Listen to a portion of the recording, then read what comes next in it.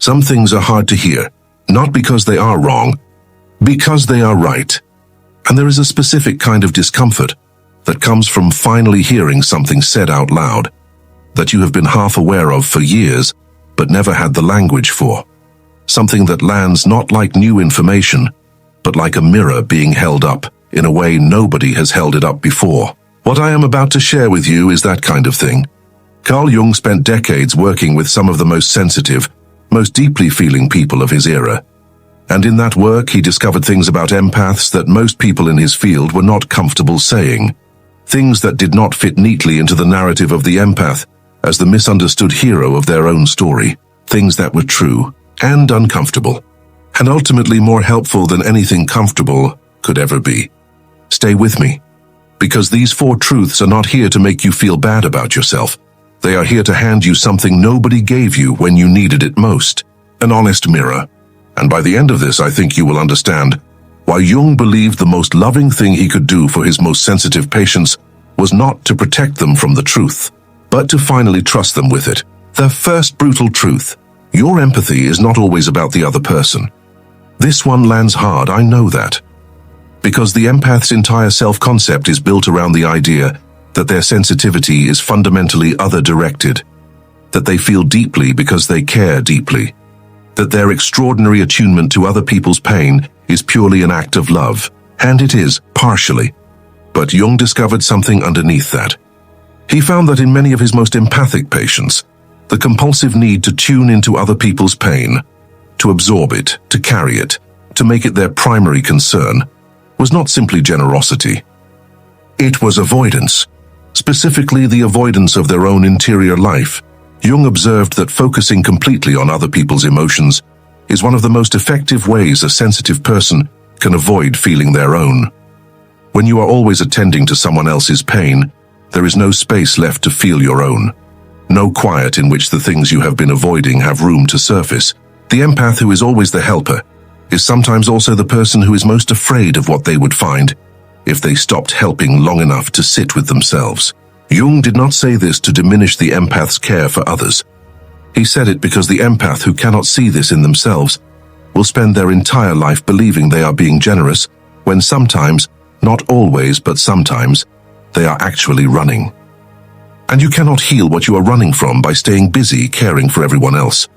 The second brutal truth: some of the people you call your relationships are actually arrangements. This is the one most empaths feel in their stomach before they can fully think it through. Jung was very specific about this. He watched his empathic patients describe their closest relationships with genuine warmth, genuine investment, genuine belief that what they had with these people was real and mutual and worth everything it was costing them. And then he watched what happened when the empath became unavailable, when they got sick or overwhelmed, or simply stopped having the capacity to give at their usual level. And what he saw disturbed him, because in a significant number of cases, the people the empath described as their closest connections, the ones they had given the most to, the ones they had organized significant portions of their life around caring for, those people did not step in when the empath needed them. Some of them disappeared. Some of them became quietly resentful that the giving had stopped. Some of them suddenly had opinions about why the empath was being selfish or dramatic or difficult. Jung said this is not because those people were monsters. It is because an arrangement had been established. Not deliberately, not consciously, but established nonetheless, where the empath gave and the other person received. And when the empath could no longer hold up their side of the arrangement, the other person had no framework for a different kind of relationship, because a different kind of relationship had never existed between them. What the empath called love was functioning. And functioning and love, Jung was clear, are not the same thing. Real love does not require you to be well to be wanted. Real love does not disappear when you need something back. Real love is not contingent on your continued ability to provide. And the empath who cannot see the difference between the two will keep investing in arrangements and calling them relationships, and wondering why they always end up alone in the moments that matter most. The third brutal truth: you are not as selfless as you think you are. And before you close this and decide I have gotten this completely wrong, stay with me for just a moment, because Jung was not saying the empath is selfish in the conventional sense. He was saying something more specific and more psychologically honest than that. He discovered that behind the empath's giving, underneath the genuine care, underneath the real warmth, underneath the authentic desire to ease other people's pain, there is almost always an unacknowledged need. The need to be needed, the need to feel essential, the need to earn through their giving, the love and the belonging and the sense of being irreplaceable that they have never been able to simply receive without working for it. Jung called this the hidden agenda of compulsive generosity.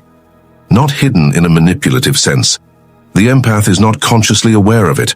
That is precisely what makes it so difficult to see.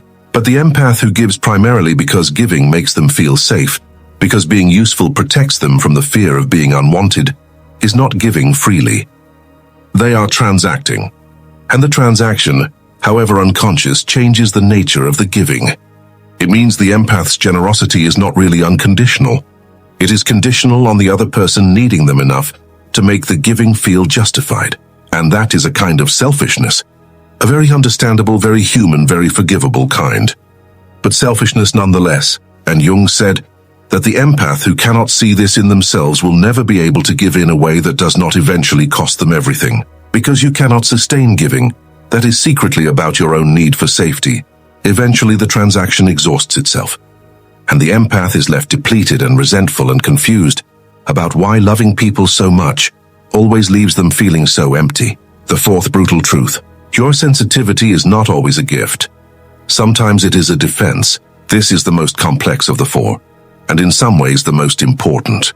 Jung noticed that his most sensitive patients had developed their extraordinary attunement to other people's emotional states, not simply because they were born that way, though the innate sensitivity was real, but because at some point in their development being able to read the room was a survival skill. If you grew up in an environment where the emotional weather was unpredictable, where you needed to sense someone's mood before they communicated it in order to prepare yourself, to adjust, to manage the situation before it became dangerous, then your sensitivity was not a gift that developed because you were safe. It was a skill that developed because you were not. And the empath who does not know this about themselves will carry their sensitivity as a point of pride, as the core of their identity, as the thing that makes them special and different and more attuned than ordinary people, without ever examining where it actually came from.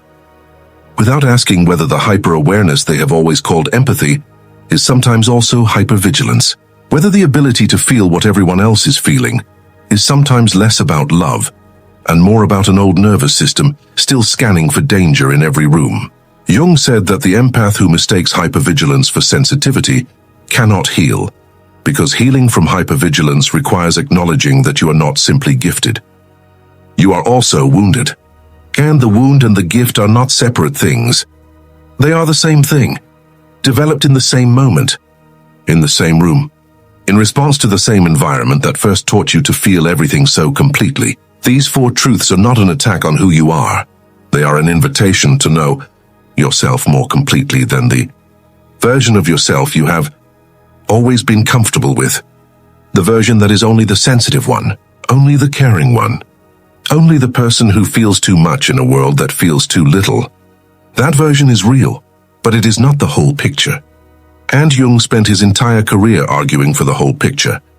Not because the whole picture is always comfortable, but because the parts you cannot see are the parts that are quietly running your life from behind the curtain. And the empath who finally looks at all four of these truths, who sits with them, who feels the discomfort of recognizing themselves in each one, who resists the urge to immediately find the compassionate interpretation that lets them off the hook. That empath becomes something Jung believed was the most powerful form of human being that exists. Someone who knows themselves completely, without the comfortable story, without the flattering version, without the parts left carefully in shadow, so the rest can stay looking whole. Someone who looked at everything and chose to keep going anyway. That is not just sensitivity. That is courage. If one of these four truths landed somewhere uncomfortable, somewhere you were not expecting to feel something, that discomfort is worth sitting with, not because you did something wrong, because something in you recognized something true. And truth that uncomfortable is usually the kind that changes things. Share this with the empath in your life, who is ready for the honest conversation, not the validating one. The real one, the one that loves them enough to tell them the things that are difficult to hear. And subscribe, because what is coming next continues this conversation in the direction most self-help content is too afraid to go.